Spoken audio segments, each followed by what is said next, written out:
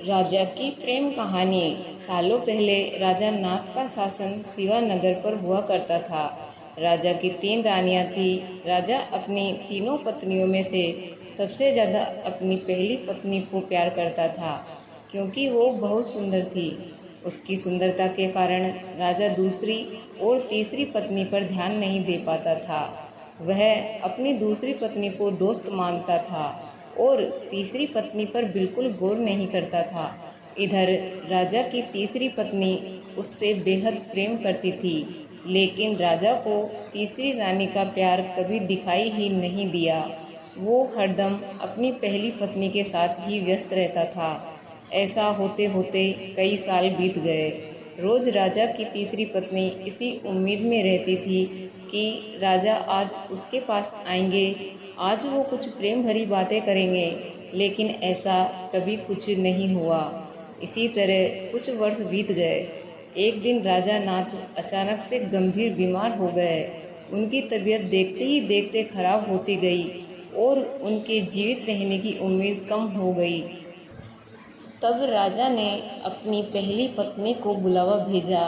राजा की पहली पत्नी राजा के पास आई तो राजा ने उससे पूछा कि मेरे जीवित रहने की संभावना बहुत कम हो गई है और मैं भगवान के पास अकेले जाना नहीं चाहता हूँ, क्या तुम मेरे साथ चलोगी?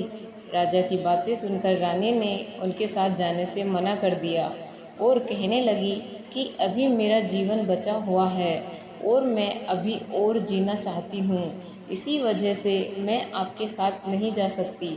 ऐसा कहकर पहली रानी राजा के कमरे से बाहर चली गई। तब राजा दूसरी रानी को बुलाने के लिए कहता है।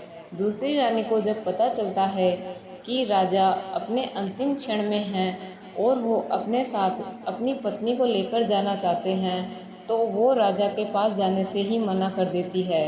अपनी दोनों प्रिय रानी से निराश होकर राजा ने सोचा कि मैंने कभी अपनी तीसरी पत्नी को समय नहीं दिया और न ही उस पर प्यार जताया, अब मैं उसे कैसे बुला सकता हूँ।